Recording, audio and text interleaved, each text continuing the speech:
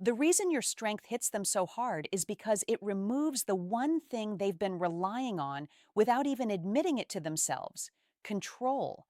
Not control in the obvious, villain like way, not them sitting there plotting to hurt you, but control in the quiet way.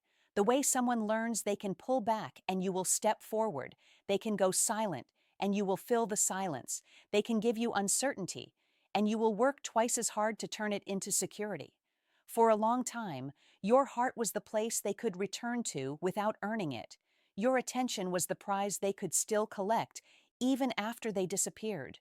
Your forgiveness was offered so quickly that consequence never had time to speak, and you didn't do that because you were weak. You did it because you cared, because you wanted to believe love could soften fear, because you thought if you stayed calm enough, kind enough, patient enough, it would finally become safe. But strength changes the entire atmosphere, and the first sign of real strength is that you stop being predictable, not in a childish way, not in a let me play games back way, but in a grounded way, in a way that says, I will not abandon myself to keep you comfortable. You stop replying to distance with panic. You stop replying to silence with paragraphs. You stop replying to mixed signals with more effort. And that is the moment their old strategy stops working. Because the strategy was never just distance. The strategy was the effect distance had on you. It was the way your nervous system would race, the way you would rush to repair, the way you would overfunction for both of you. When you become strong, you don't give them that effect anymore. The lever they used to pull no longer moves you. And listen, that shift is not small. It's not self-help talk. It's not a cute quote. It is a full identity change. You become the kind of person who can sit with discomfort without sprinting back into the familiar pain. You become the kind of person who can miss someone without chasing them.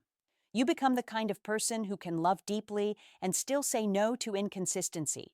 You stop seeing their withdrawal as an emergency and you start seeing it as information. You stop treating their silence like a puzzle you need to solve, and you start treating it like a choice they're making. And the moment you see it as a choice, you stop trying to rescue them from their own behavior.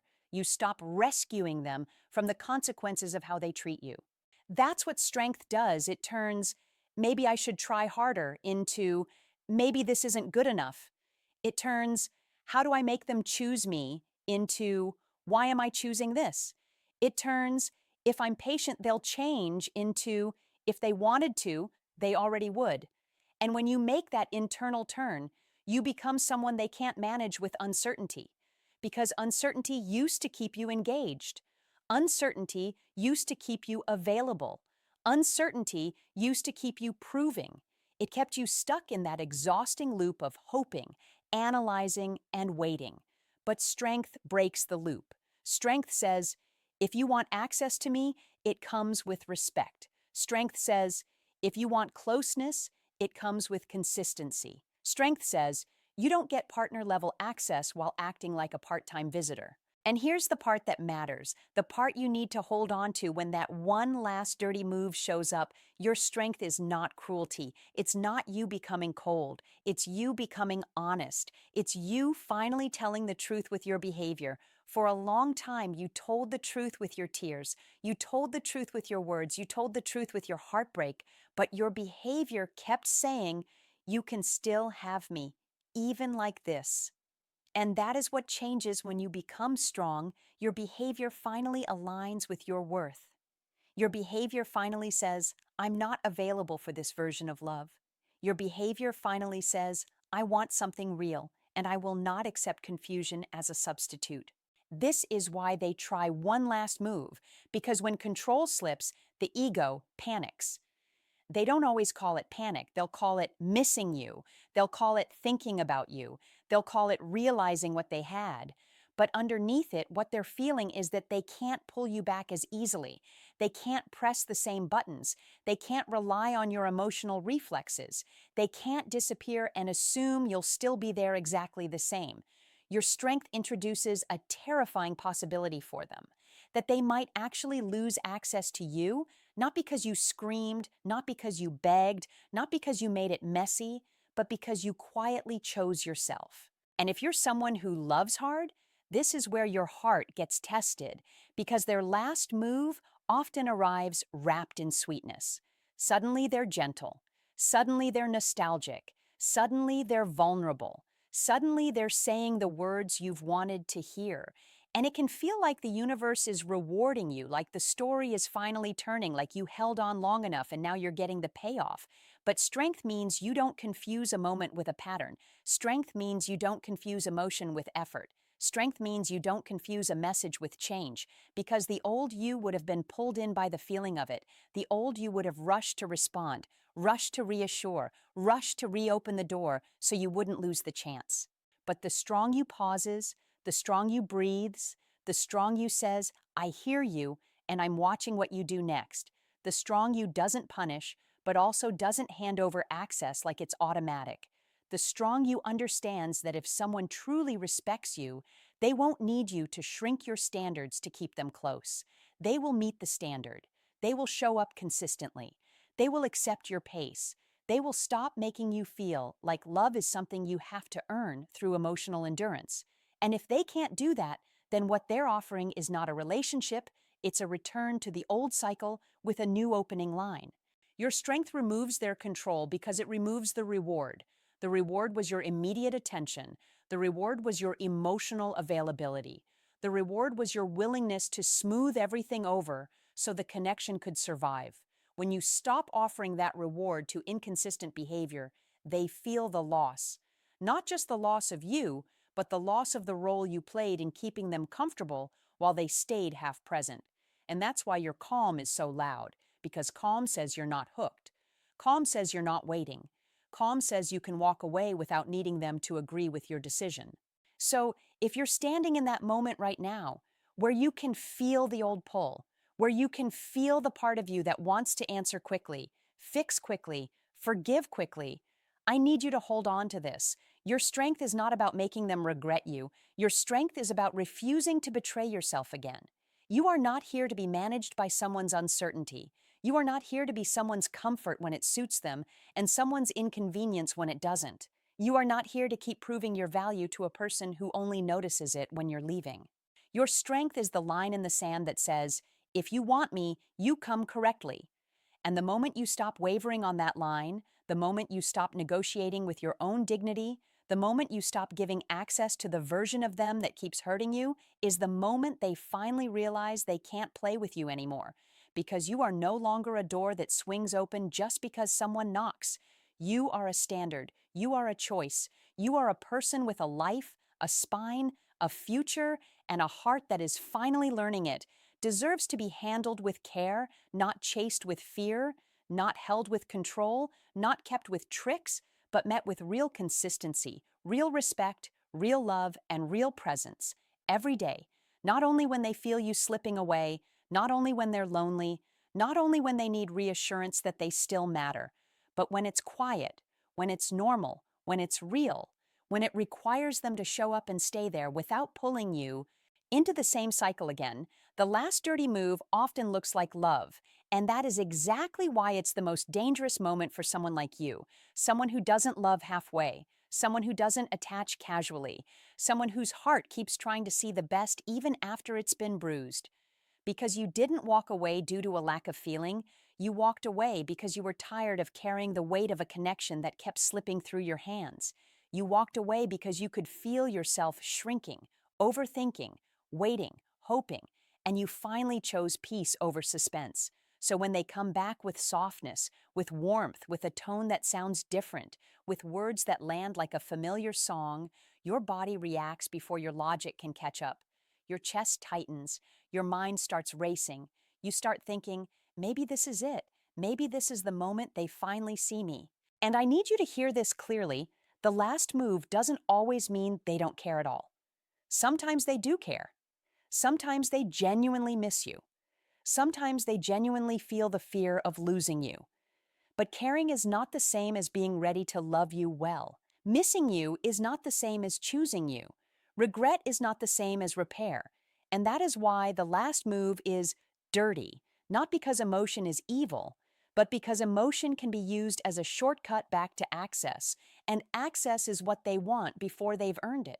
The last move is often a fast route back into your heart without the slow, consistent work it takes to stay there. It usually arrives at the exact time your healing starts to look like freedom, right when you're getting steadier, right when your nervous system is calming down, right when you stop checking your phone every 5 minutes, right when your life begins to feel like it belongs to you again. That's when the message comes, "Hey, I've been thinking. I don't know why, but something reminded me of you. Can we talk? I miss you." And on the surface, it looks innocent. It looks sweet. It looks like the beginning of what you always wanted. But underneath, it's a test of whether you will trade your hard-earned peace for a familiar emotion. Sometimes the last move is nostalgia. And nostalgia is powerful because it doesn't argue, it seduces. They mention a memory, a place, a joke, a moment where you felt close, where you felt seen, where you felt like the two of you could be real. And suddenly your mind starts editing the story. It starts highlighting the good scenes and skipping the painful ones. You remember their laugh, their voice, their warmth when they wanted you, and you forget the coldness when they didn't. You forget the waiting. You forget the confusion. You forget how many nights you stared at your screen and wondered if you were too much for simply wanting consistency. Nostalgia is a trick because it makes your heart crave the fantasy, not the reality. Sometimes the last move is vulnerability, and this one is the hardest because you are a compassionate person. They show up with a story, with pain, with a confession. "I'm not okay. I've been going through things. I'm scared. I don't know how to do this." And you want to help, you want to soothe, you want to be the safe place because your heart has always been generous. But you have to understand the difference between vulnerability that builds intimacy and vulnerability that bypasses accountability. Real vulnerability doesn't demand immediate forgiveness. Real vulnerability doesn't pressure you to reopen the door on the spot. Real vulnerability doesn't make you responsible for fixing what they keep breaking. If their vulnerability appears only when you detach, only when you stop giving access, only when they feel you slipping, then it may not be a bridge, it may be a rope, something to pull you back into the same role, the role of caretaker, the role of rescuer, the role of the person who absorbs pain so they can stay unaccountable. Sometimes the last move is a soft apology, the kind you've been starving for, the kind that feels like rain after a drought. "I'm sorry. You didn't deserve that. I messed up." And yes, those words can be real, but words alone do not rebuild safety. An apology without behavior is not a repair, it's a reset back to the beginning of the same cycle. It gives your heart hope, it calms their guilt, and it reopens access, and then slowly, quietly, the same pattern returns. The messages get shorter again. The effort fades again. The distance comes back again, and you're left asking yourself, how did I end up here again? When the truth is, you ended up there because you rewarded emotion with access instead of requiring consistency with time. And that's the core of it. The last move looks like love because love is the fastest way to get you to forget the boundary you finally built. It's designed to make you doubt yourself, to make you feel harsh for protecting your heart, to make you feel like you're holding a grudge when you're actually holding a standard. It's designed to make your strength feel like cruelty and your boundary feel like punishment. But your boundary is not punishment. Your boundary is protection. Your boundary is you saying, "My heart is not a place you can enter when you're lonely and abandon when you're overwhelmed." Your boundary is you saying, "You don't get to enjoy the benefits of me while refusing the responsibility of me." So what do you do in that moment? You don't respond from the rush. You don't respond from the wound. You don't respond from the part of you that is terrified to lose them. You respond from the part of you that is tired of losing yourself. You slow down. You take a breath. You give yourself space to feel the emotion without letting it drive the car. You ask yourself, is this person offering a new pattern, or are they offering me a moment? Is this person building trust over time, or are they trying to buy access with words? Is this person respecting my pace, or are they trying to rush me back into the same place? Because real change has a different energy. Real change is patient. Real change is consistent. Real change doesn't disappear when it stops being dramatic. Real change shows up on ordinary days, not just in emotional moments. Real change accepts your boundary without making you the villain. Real change says, I understand why you're careful, and I'm willing to earn it. And if you don't see that, if you see pressure, urgency, guilt, if you feel that old anxiety rising, that old fear of disappointing them, that old instinct to prove you're kind by abandoning your standard, then you're looking at bait. And bait is not love. Bait is a test of whether you will trade your peace for familiarity. You have come too far to fold at the doorstep of your own healing. You have already done the hardest part. You have survived the silence. You have survived the craving. You have survived the nights where you wanted to reach out and you didn't. Don't let one soft message undo the self-respect it took to finally stand up for yourself. Let their actions speak. Let time speak. Let consistency speak. And if they truly want you, they will not need tricks to keep you. They will meet you with effort, with clarity, with presence, with respect. And if they don't, then your strength becomes your freedom. Because the moment you see the last dirty move for what it is, you stop calling it destiny and you start calling it what it has always been. A doorway back into a cycle you have outgrown, and you choose yourself again, calmly, firmly, and with a heart that finally understands it. Deserves love that is steady, not love that appears only when someone feels you leaving, not love that knocks only when they're afraid, but love that stays, love that shows up, love that doesn't need to bait you to be present, love that doesn't treat your heart like a place they can enter and exit without consequence, love that doesn't require you to become smaller to be kept, love that rises to meet you where you are, with strength, with honesty, and with consistency, every day in the quiet, where real love lives, not in the sudden dramatic returns that vanish the moment they feel safe again into the same cycle again. They are not testing your heart, because your heart has already been proven. Your heart has shown up in the way you stayed through confusion, in the way you forgave what should have required effort, in the way you tried to understand what kept hurting you, in the way you kept hoping that if you loved a little better, a little softer, a little more patiently, the distance would stop. Your heart has been loud in all the places it should have been protected. Your heart has been brave in all the moments you wanted to shut down, but didn't. So when they come back, when they suddenly become warm, when they suddenly sound sincere, when they suddenly seem afraid to lose you, they are not asking, can you love me? They already know you can. The real question is, will you break your standard for me? Will you bend your boundary for me? Will you hand me access again, even if I don't show up differently? That's why the message usually arrives right after you get strong, right after you stop reacting, right after you stop explaining, right after you stop chasing the silence like it's your responsibility to fix. You finally step back. You finally let the distance be distance. You finally choose calm, and that calm exposes the truth. Because in the past, your anxiety was the fuel, your urgency was the reward, your emotional essays were proof you were still hooked. They could pull away and still feel powerful because your reaction confirmed they still mattered. They still had influence. They still had a place in your mind. But when you stop feeding the pattern doesn't feel like romance to them anymore. It feels like loss.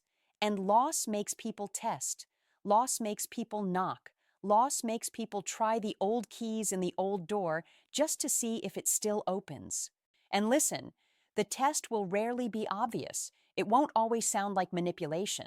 Sometimes it will sound like vulnerability. Sometimes it will sound like love. Sometimes it will sound like the exact words you prayed for when you were crying into your pillow, wondering why your effort was never enough. They might say, I miss you. They might say, I've been thinking about us. They might say, I'm sorry. They might say, can we talk?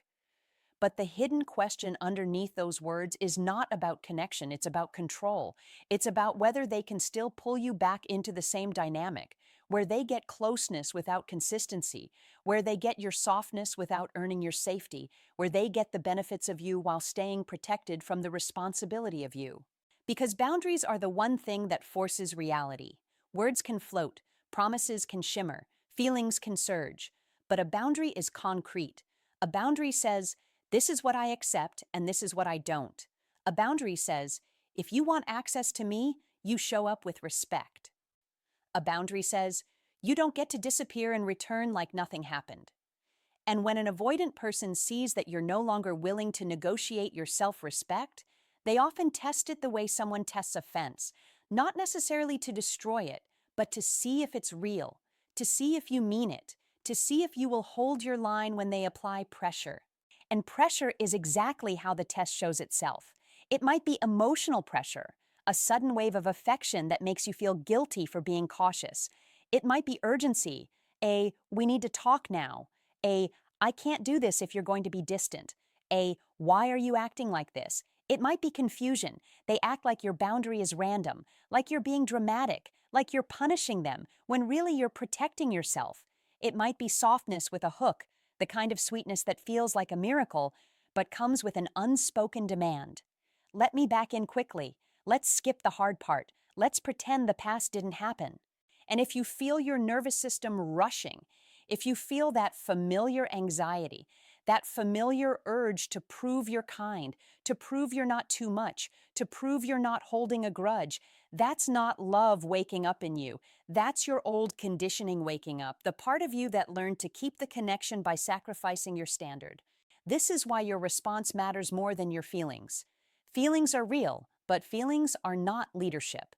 Your heart can miss them, and your standard can still say no. Your chest can ache, and your boundary can still stay firm. You can care and still refuse the version of the relationship that costs you your dignity. Because if you fold the moment they show emotion, you teach them something dangerous. You teach them that they don't have to change, they just have to time their softness better. You teach them that your boundary is temporary, that your standard is negotiable, that your self-respect is something they can outweight, and then you end up back in the same place, hoping again, doubting again, shrinking again. But if you hold your boundary with calm, something powerful happens. You stop being a person they can manage through distance. You stop being a person who can be pulled back with one message. You stop being the place they run to for comfort while refusing to build consistency. You become the kind of person who requires reality. And reality is the one thing avoidance struggles to sit with. Because reality asks for presence, reality asks for effort, reality asks for accountability. Reality asks for someone to stay, not just return.